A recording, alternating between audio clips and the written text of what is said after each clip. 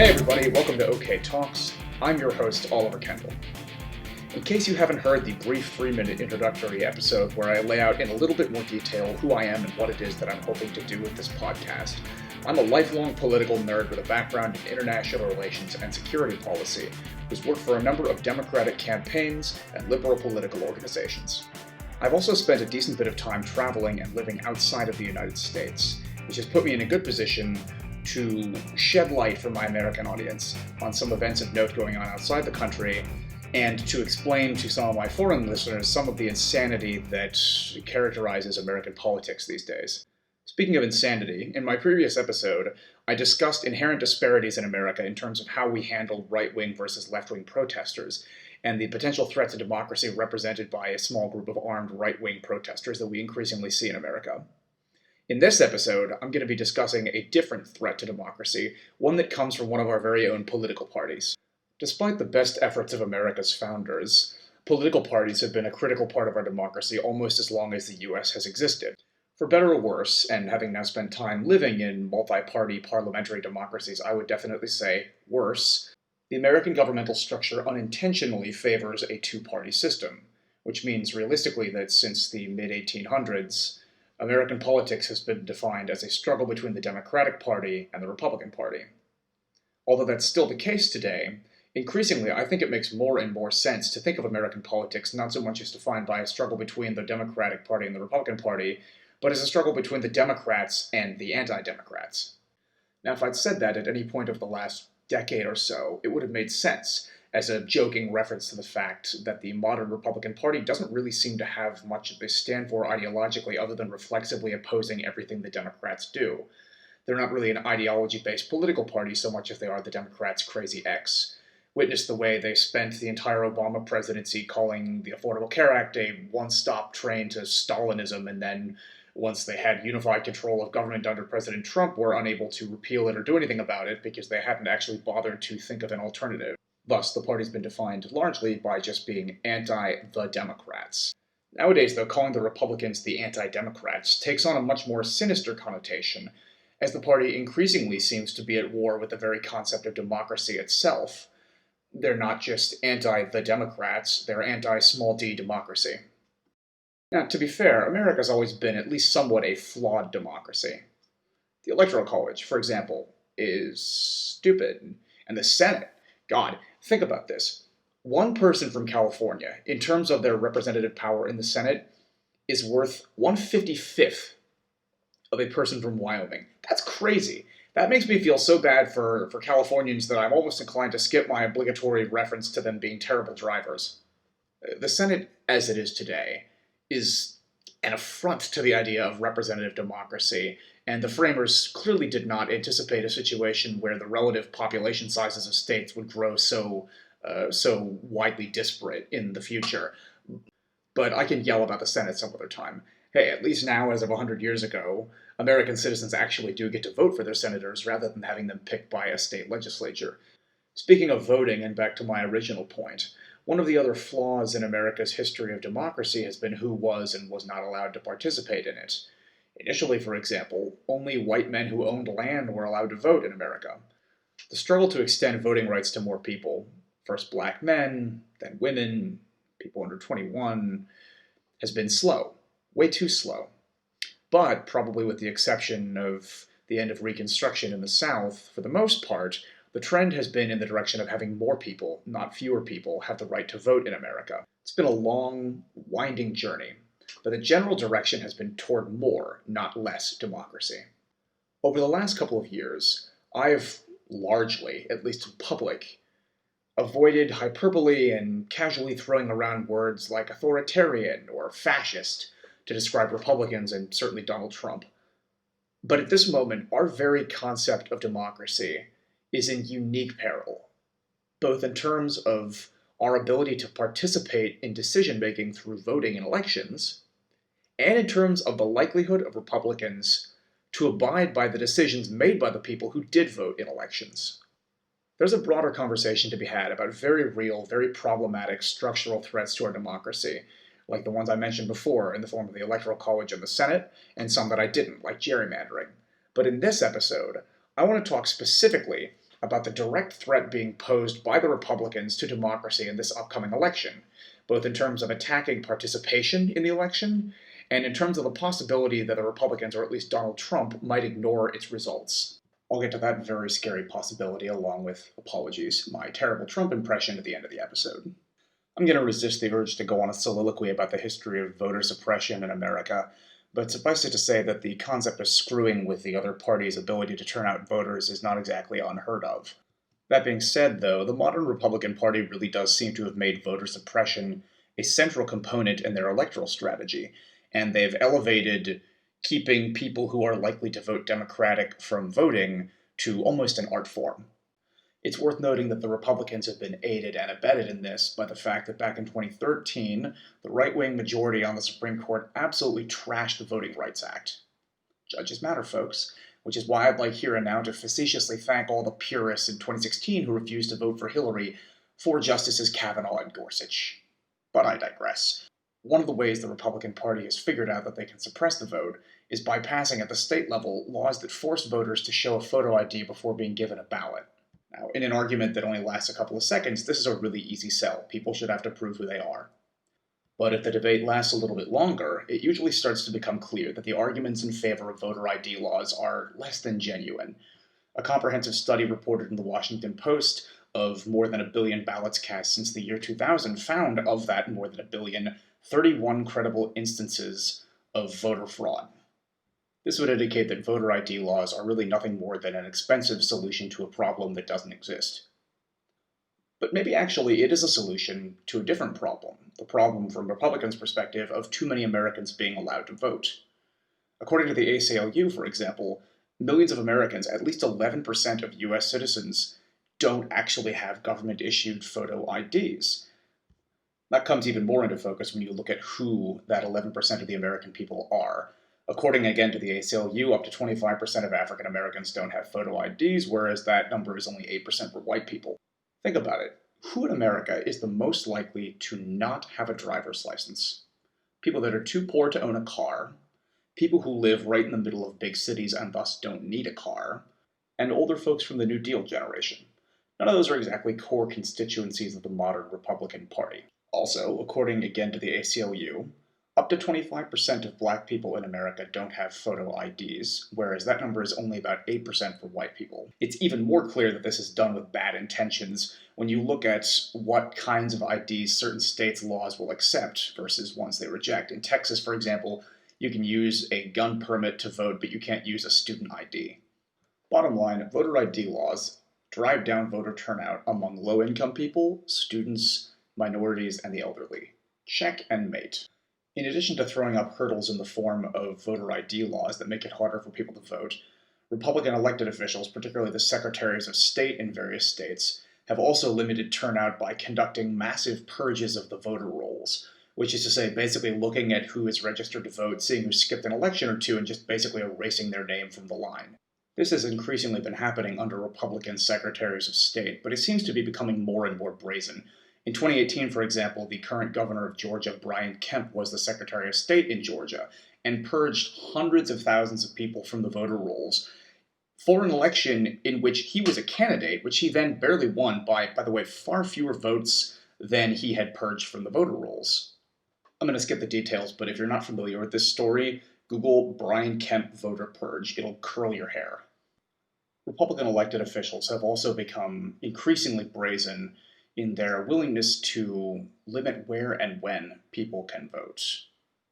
It seems just about every election now, we're treated to a barrage of pictures of endless lines outside polling stations and stories of hours-long waits to simply cast a ballot, a problem which seems to be uniquely acute in urban areas, particularly minority neighborhoods, in states where Republican elected officials are in some way responsible for running the election. We are long past the point where we can continue to pretend that this is by accident. My favorite, most egregious, ridiculous example of this was Dodge City, Kansas in 2018, which is a majority Latino community which for some reason already only had one single polling place, which is nuts when you consider the population size. And then in 2018, a couple months before the election, that one polling place was moved. somewhere outside the city to a place that was not accessible by public transportation. Ostensibly, it was moved because of construction in like the parking lot next door or something, but as far as I know, that was not actually the case. When the ACLU sent a letter to the county clerk asking that they open another polling place, the county clerk forwarded the letter to state officials with the comment LOL. I'm also pretty sure that the person she forwarded that letter to would have been Kansas's Secretary of State Chris Kobach, who is one of the single worst people in Republican politics, a pioneer in voter suppression who is now, by the way, running for Senate in Kansas. So if I have any listeners in Kansas, be sure and vote this year. Although the Dodge City example is probably the most egregious one, it's hardly unique. There's been a number of stories about a mysterious lack of polling places anywhere near historically black colleges and universities, particularly in the South, and in general, the distinct lack of places to vote in urban, minority-heavy areas in states that are controlled by Republicans continues to be a pretty obvious problem that really doesn't look like an accident. In addition to limiting where people can vote, Republican elected officials have continued to try to throw up obstacles as to when people can vote. In states with early voting, there's become a tradition of black churches organizing events called Souls to the Polls, which is to say on Sunday after church, the church will organize a bunch of vans and take a bunch of people to all go and vote together after the church service. In certain states, there have, for some reason, been efforts to end early voting on Sundays specifically. Subtle. In addition to restricting where and when people can vote, Republicans have made serious efforts to limit how people can vote. When President Trump nominated then Montana Congressman Ryan Zinke to be the Secretary of Interior, he, like so many other cabinet secretaries, would resign amidst a massive corruption scandal a little while later. Montana had to have an election to refill his congressional seat. Some Montana officials, since they just spent a ton of money on the federal election of 2016, suggested that they have an election done entirely by mail-in ballots, which would have saved money. But unfortunately, the Montana Republican Party figured that this might lead to more people voting, which might make it more likely that the Democrat would beat their candidate, Greg Gianforte, who had gained national attention when he body-slammed a reporter for asking him a question they didn't like. So the state of Montana had an in-person election, which cost way more money, but the Republican won, so worth it. More recently, the Republican Party, and especially President Trump, have just gone absolutely to war with the concept of absentee voting, but I'll get to that in a minute. Beyond the aforementioned efforts to limit where, when, and how people can vote in the United States, the right has increasingly stepped up creepy, more in-your-face efforts to discourage people from wanting to vote, especially in areas that have a lot of voters who they think are likely to not be voting with them. Increasingly during recent election cycles, mysterious billboards with unknown origins have been appearing in largely poor minority neighborhoods with friendly reminders that voter fraud is illegal and spelling out the various severe legal penalties for attempting to commit voter fraud, all of which clearly has the effect of creating an air of fear and potential risk around going to vote.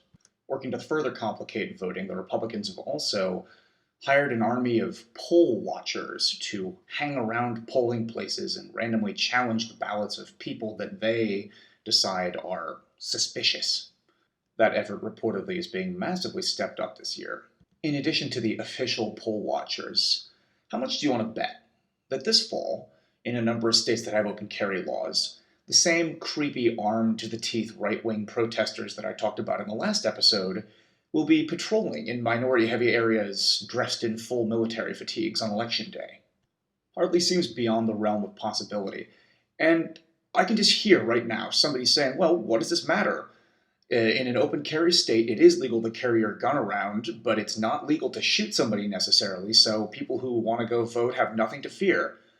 But let's be realistic. The two disgusting, redneck, wannabe cop, racist, cave-dwelling mouth breathers in Georgia who murdered Ahmaud Arbery in broad daylight almost got away with it and did for months. People have legitimate reason to be afraid of heavily armed white civilians roaming around on Election Day, and anyone says this wouldn't discourage people from voting or impact the results of an election is either comically naive or being disingenuous. All of this creepy, ridiculous, subversive, anti-democratic nonsense was already in place before I even mentioned the Republicans' new ace in the hole, the ultimate vote suppressor, COVID-19. Even if the Trump administration's response to the pandemic had been aggressively competent as opposed to, tragically, specifically not that, it would still be likely that the 2020 election would be conducted under a second wave of the coronavirus. Having to wait in a long line before being given a piece of paper touched by multiple people and then entering a small enclosed voting booth recently vacated by a guy in a MAGA hat who refused to wear a mask and coughed everywhere, and then filling out your ballot with a pen used by 150 different people in the last hour before being given an I voted sticker by some poor retiree volunteering as a poll worker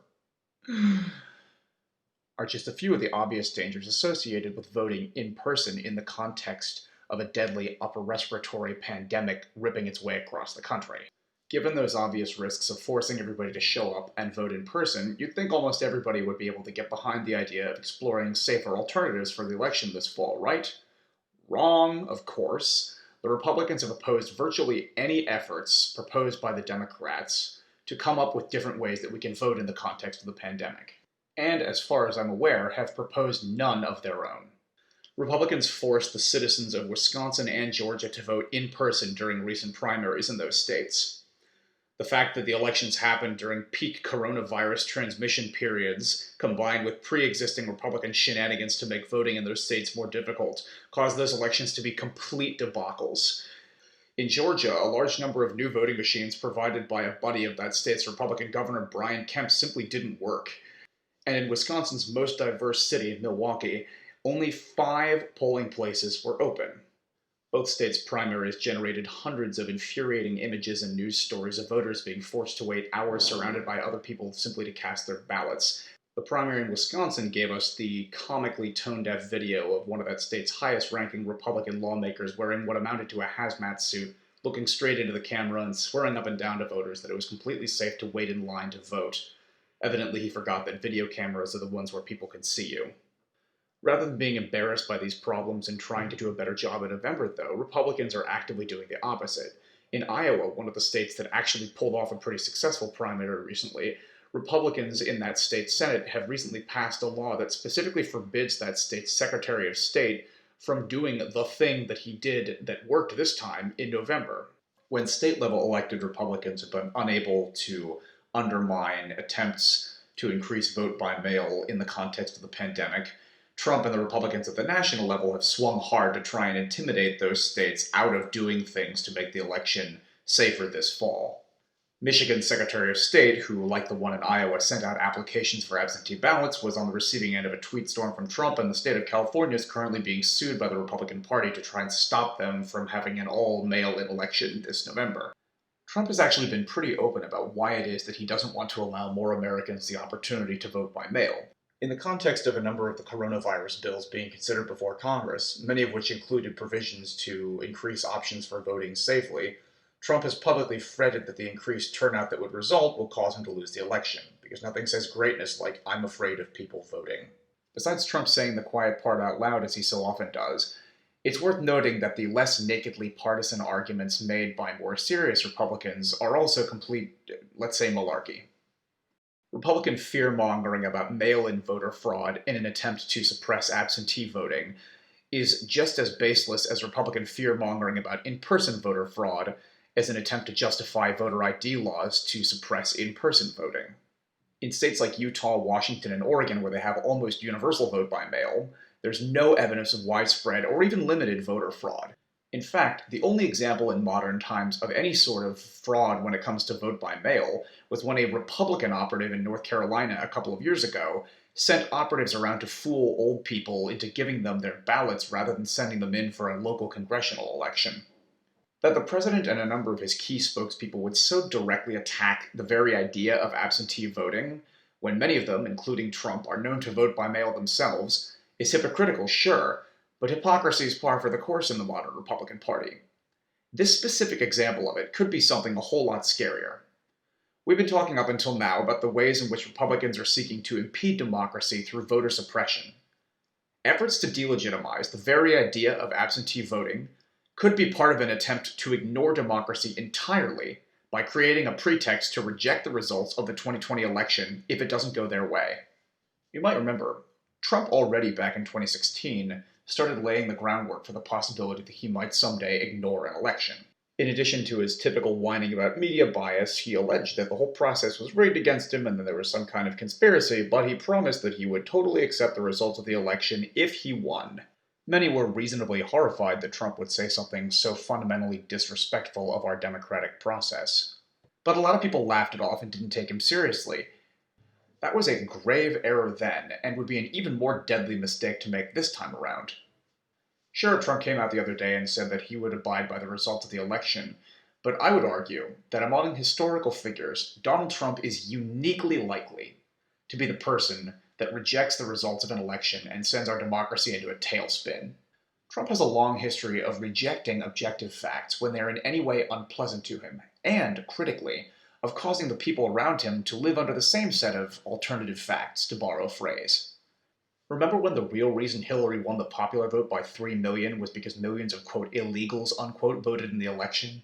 Or when President Trump had the most bigly inauguration crowd in history, maybe ever, period? Or when Hurricane Sharpie took out Alabama? Yeah, me either. But if you watch Fox News and OANN religiously and follow Trump's Twitter feed, you might. If Trump and his supporters are able to convince themselves of those easily disprovable things, besides convincing themselves that Trump's head is covered with natural blonde hair and not the tragic result of a horrifically botched experimental scalp replacement surgery carried out by a mad scientist, it shouldn't be that hard for them to convince themselves that Joe Biden didn't really kick Trump's ass in an election, if that is in fact what ends up happening. In addition to his rejection of basic objective fact, President Trump has demonstrated an almost boundless disregard for the rule of law. If I tried to list even just the most obvious examples, I'd have to pause multiple times for bathroom breaks. But setting aside all the corruption and self-dealing and attempts to go after his perceived political enemies, let's think about just in the context of his disregard for the rules governing elections. From Russia, if you're listening, I hope you can help us find Hillary's missing emails. To hello, new Ukrainian president. I'd love to send you the military aid promised to you by our Congress to fight off the invasion. But first, I'd like you to do us a favor, though. Trump has demonstrated a complete willingness to ask foreign governments to interfere in American elections to benefit him. And that was before we even found out the other day from John Bolton's book that he'd asked the Chinese president to do the same. There are countless examples of Trump ignoring basic provable fact and the rule of law when either make him at all uncomfortable. Nothing else is proven sacred to this man. Why is it that we think that this behavior would change suddenly in the context of an election? Especially when he's demonstrated an almost pathological revulsion for the idea of losing something. After several years of a presidency whose defining characteristic, besides, of course, self-enrichment and a rejection of the spell check function, has been the willingness to abuse power, I think we need to look at the response to Black Lives Matter protests over the last couple of weeks, especially the ones in D.C., as a dress rehearsal for a potential challenge to the election this fall if Trump is declared the loser. Viewed in those terms, the already fairly scary actions taken by the administration over the last couple of weeks become a whole lot scarier. Now, let's think for a second just about the military. Trump already spent his entire presidency shamelessly undermining the nonpartisan nature of the military, and although they've made disapproving noises about it sometimes, they've largely put up with it. In fairness to the relatively new chair of the Joint Chiefs of Staff, General Milley, he has apologized for the role he played in the president's photo op holding a Bible upside down in front of a church, which required the beating and gassing of a park full of peaceful protesters. But only after the mistreatment of the protesters received harsh condemnation from a number of former chairs of the Joint Chiefs of Staff and former Defense Secretary and retired General James Mattis. We didn't get quite to the point of deploying active-duty U.S. soldiers to the streets to fight protesters. We left that to the National Guard. But we got pretty damn close. Sure, the fairly weak Secretary of Defense condemned the idea of deploying soldiers against the American people for like a second, but then squeaked like a puppy whose tail had been stepped on the minute the White House press secretary dangled his job in front of him on live TV. So if Trump this November decides that he was going to ignore the outcome of an election, would the military finally start resisting his abuses of power, or would they fall in line?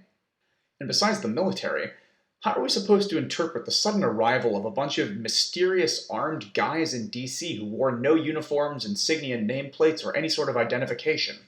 Setting aside the fact that having unaccountable paramilitary forces is a hallmark of authoritarian regimes, from a more practical standpoint, if you can't identify any of these people, Who are you supposed to go and talk to if one of them shoots your friend or beats you up or something when you are protesting peacefully?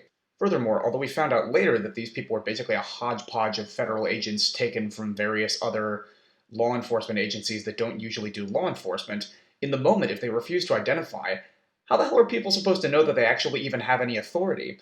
Especially at a time where it's particularly common for armed right-wingers to show up to protests playing military dress-up. How are you supposed to know that these people have any actual authority and are not just some local kooky militia, or maybe a PMC or something? So then, given that over the last couple of weeks, a number of different parts of the federal government and a number of local police departments didn't exactly behave in a way that inspired confidence in their desire to stand up for democracy in the face of a potential authoritarian leader, if Trump refuses to go after losing an election in November, do we know who will get him out of there? Again, although the military, especially former, made some noises of disapproval, they kind of fell in line.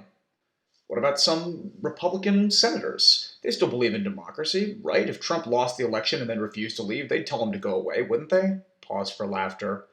Well, Senator Tom Cotton wrote an op-ed saying we should deploy the 82nd Airborne to fight protesters. And even before all of this, during the impeachment process, when every single one of them, except maybe the stupidest Republican member of the Senate, looking at you, James Inhofe, knew damn well that Trump had committed impeachable offenses, only one of them was able to find the guts to vote to convict him.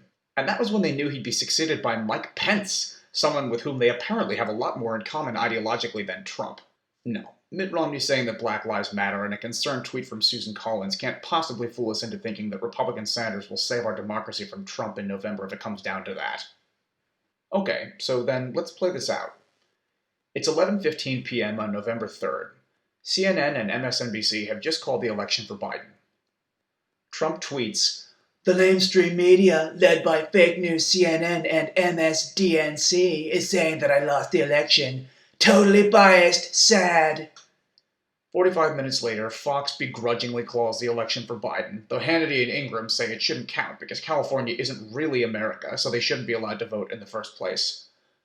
Breitbart and OANN, meanwhile, put out stories claiming millions of, quote, Latino illegals, unquote, voted in Arizona and Texas, and alleging reports of thousands of dead people voting in Detroit and Philadelphia. An hour after the mainstream sources have called the election, and after Stephen Miller has had time to print out the Breitbart story and show it to Trump, Trump puts out a heavily misspelled tweet saying, "Hearing lots of stories of illegals voting bigly in our great election, voter fraud." 30 minutes later, Trump tweets, "Due to the widespread reports of illegal voting in our great swing states, I will not concede the election to the do-nothing Dems and sleepy Joe Biden until ... my great Attorney General William Barr can conduct a full investigation to figure out what the hell is going on." An hour after that, Trump tweets calls for his great supporters to protect their Second Amendment rights by showing up at precincts and their Secretary of State's offices to show their support for your favorite president. So, what happens then? Maybe there isn't violence in the street from thousands of armed Trump supporters, and there is some sort of investigation, which then proves beyond a reasonable doubt that Trump lost, and he then just spends the transition period rage-tweeting and pardoning everyone who committed crimes for him while cold-calling the leaders of countries with good golf courses and no extradition treaties, provided, of course, he's unable to preemptively pardon himself.